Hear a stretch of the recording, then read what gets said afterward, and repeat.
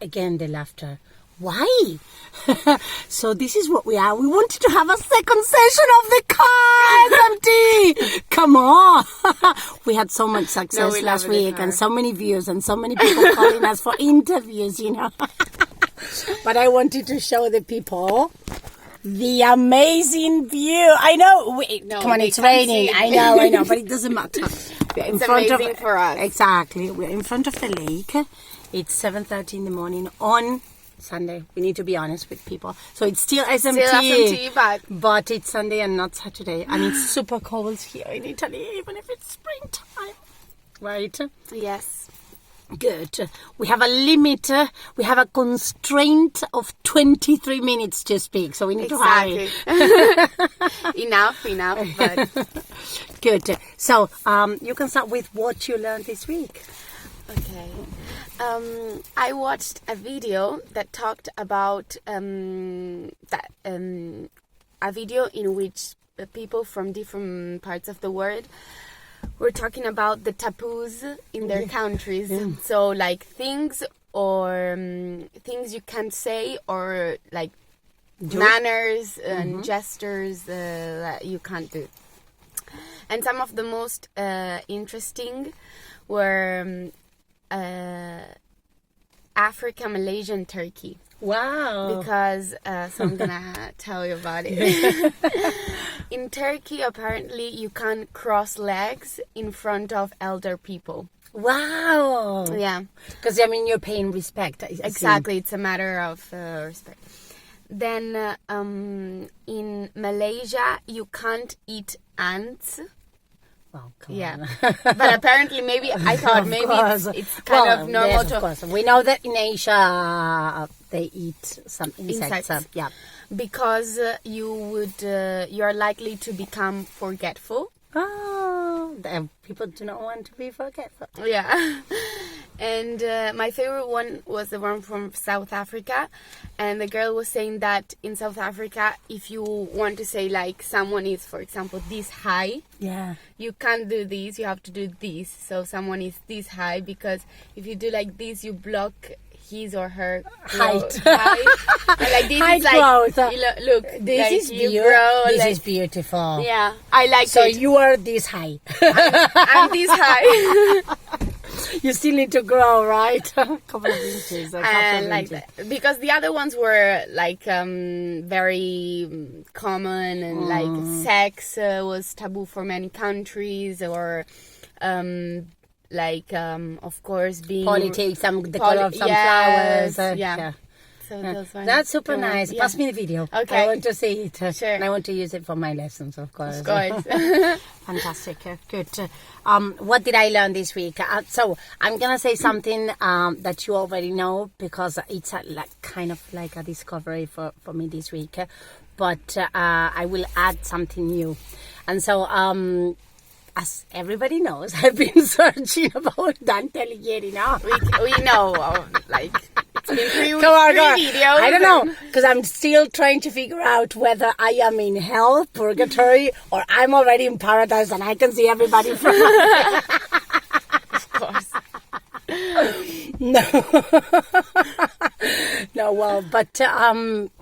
So I was telling you the other day during the lesson that there's this eye for eye law, okay? The eye for eye law, that of course it's mentioned, or it's stated in Dante's Hell in Canto number 5, with the story of Paolo and Francesca.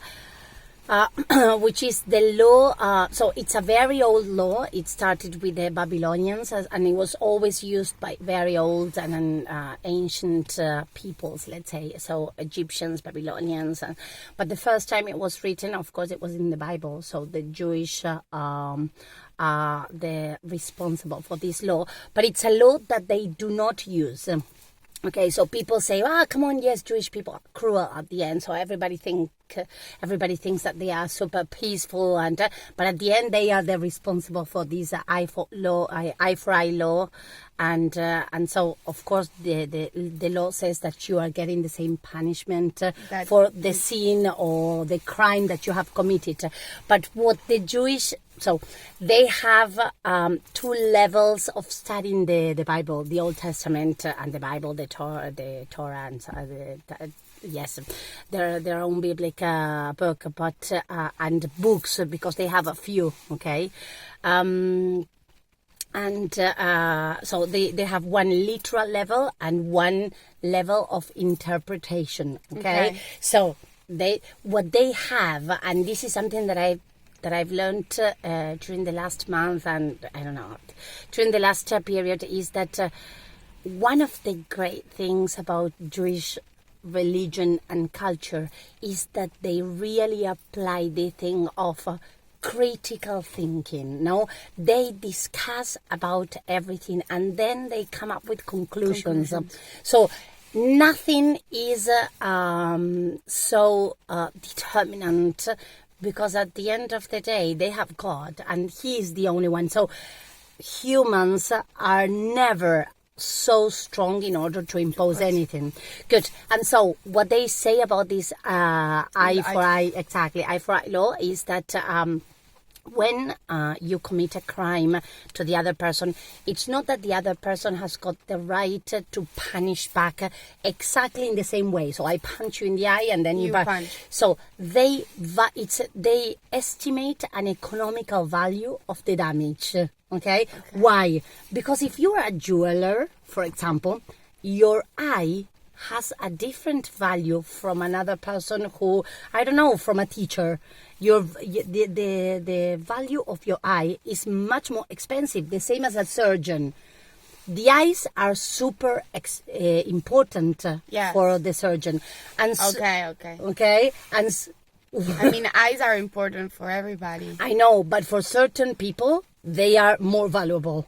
Okay? And so the revenge is the compensation that has to come after the damage that you have produced is related to the value of the part that you have damaged. Okay? If it's a physical, so think about physical part.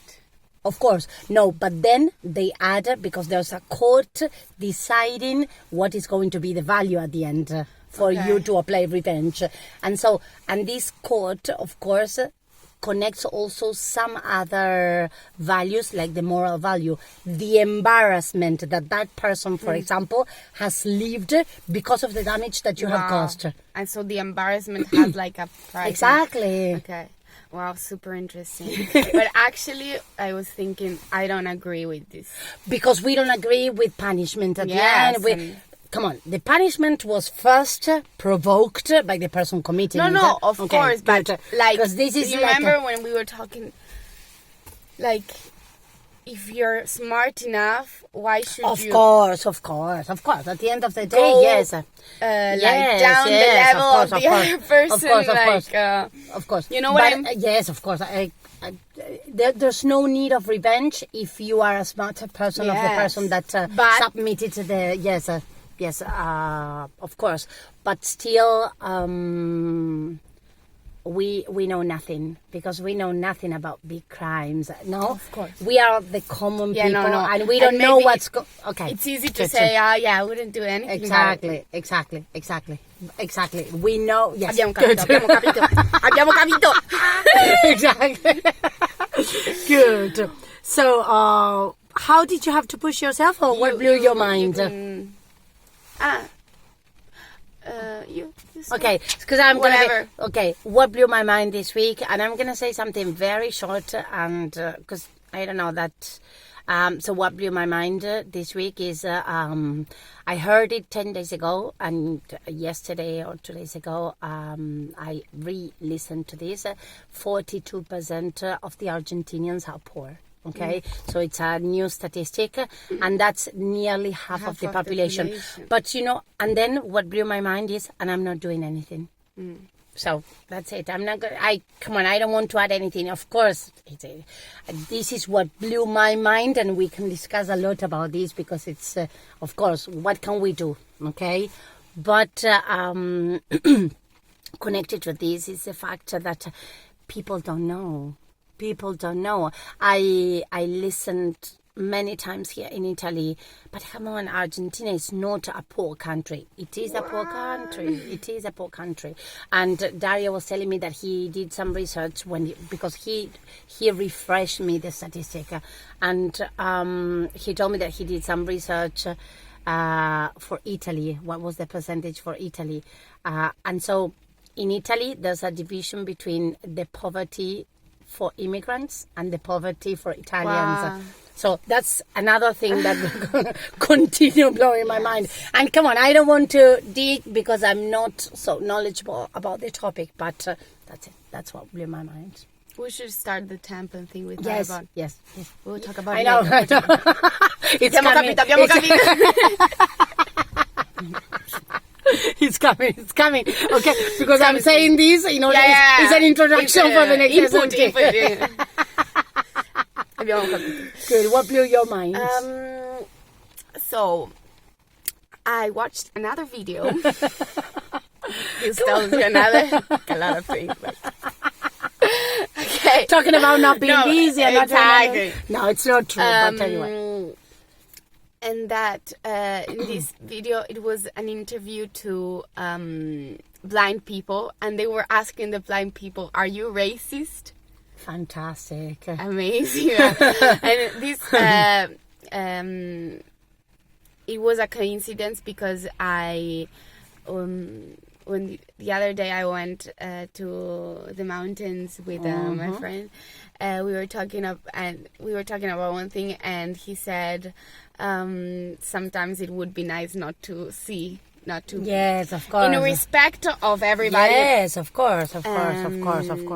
So I gave it, I don't know, I wasn't like, the video wasn't particularly mind-blowing, but I gave it a thought, but people were saying, first of all, I can even if I don't see like people's skin. Of course, I can recognize, because you can recognize it by the smell, by texture, if you're touching the person. Yeah, of course. And of course, the majority of them were answering that they weren't. Yeah, of course. I mean, do you think someone would say it like that, like I'm racist in an interview? No, not nowadays. Right? Not nowadays. No, of course not. But I mean, of course, the question, I don't know, it was like a red light of something. Yeah, right? of course. Because it made you think. Yes, just made you think. Yes. One girl answered. No, nobody's saying that in this moment, because you are going to be penalized immediately. Exactly.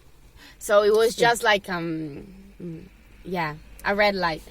Just one girl was saying, yes, I'm racist, but because I think that she was like a white girl. And can I say that? Yes. And she was saying, because of our education, we're like indirectly racist, because yes, of course.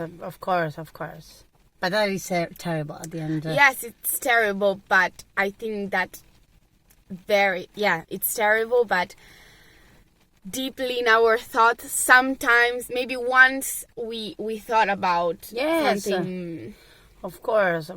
Or the feeling, I don't think I'm racist. No.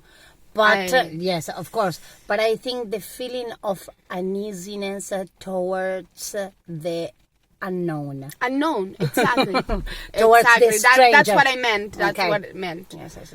Which is terrible. Yeah. Yes. Because as we said before, we do not know better. Okay. Good. So the question is, how did you have to push yourself this week? Well, we talked about this. I started. Yes, of course. Thank you. For me, it was hard because I was embraced by a guilty. A guilty. Capital sin. Yeah. No, yeah. A guilt feeling. Of just doing nothing. I mean, I have this feeling of I'm not being as productive as I would like to be. Yes, but we have spoken about this we spoke like a million about times, and yes and no. Yes and no. Because it's always relative and it's always connected to what you are comparing. But as I always say with so many other things in life, Anchi, the only important thing is what you're feeling. So if you're feeling that way, yes. Even if I tell you no, I feel then this is what you're feeling. Absolutely, and so you need absolutely. to Yes. I can tell you, no, Francie, you're being ridiculous. You're doing so many things. And I always tell you the same thing. You're doing so many things and you have like a million exams and you're studying and you're doing this and think about your friends. But it's useless because at the end of the day, this is how you feel. And so you need to work towards that. Either you make sense and you stop feeling this way because you have realized something, or you do some more. Yes. Start being more productive. If that's gonna make you change your feeling. Yeah. Right? Absolutely. Good. Very short for me. So how did I have to push myself this week? One thing very silly is that I I listened to a doctor like 2 months ago, and I think I told you about this. This doctor was, he's an anti-aging with natural things, with natural methods, but he works a lot on keeping your mind and your body healthy, and he's brilliant. And he was saying that one of the important things in life is honestly to be prepared for change, and of course the pandemic has been a sign for that. And so he was saying what we should try to do is change our habits, to train ourselves to change. Yes, like change simple things. Exactly. And so for 3 weeks I brush my teeth with the left hand. Really? Yes. And nobody noticed. Yes. No. I did it. 3 weeks? Yes. For 3 weeks I brushed my teeth. Yeah. No, and now I'm in my second thing, okay? And my second thing is... So you finished that? Because I wanted to have like more order. I wanted to do it like 2 weeks of a new thing for 1 year. I want to... But I did it too much for me. I did it for 3 weeks, and now what I'm doing is I used to eat a lot. I used to eat dessert after dinner, okay? And it's a terrible habit. It's a bad habit for a 40-something-year-old woman. So if I want to eat something sweet, I eat it in the morning or at lunchtime. Okay, I noticed that, but I didn't know there was this story. Well, there is this story, and there is, of course, the self-consciousness about being more healthy and everything. But that's it. That's my new changing. I like that. So it was hard for you. It was like challenging and because demanding. Many times I want to have tea and biscuits like Juanita. She has a dish of pasta. Everybody wants that. Tea and biscuits at 9 dessert. o'clock in the evening. Come on, give me a break. Good. Totally. Good. Wow, Question for like you. I have a question for you, Okay. which is fantastic. Now, we are in the car because last week, today it's kind of weird because it's raining, and I don't know if Francie is going to try to move the car. But they give you the driving license, okay? They give you the driving license, and you don't need your parents to drive with you anymore. Who is the first person you're going to pick up for a ride? Who is the first? Because I remember that feeling when I was 15. I'm picking you up, baby. No, but I used to call my friends because I took my mother's car and I said, listen, I'm coming in 10 minutes because I have 20. I have 20 to ride the car. So who is the first person you're going to pick up? So it has to be someone here? No. So I can drive You can be any... miles. Exactly. But you're going... And you can even... And I drive. You can even cross the ocean. And then you drive there with your new driving license. Well, in that case... God...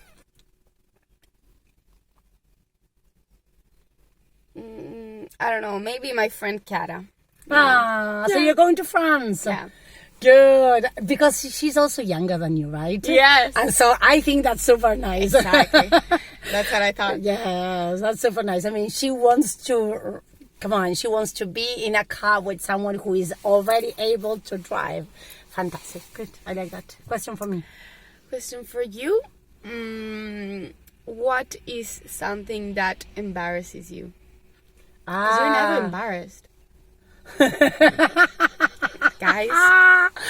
Good. Well, yes. Yes. Or maybe you are. And No, you don't no. show. What, something that embarrasses me,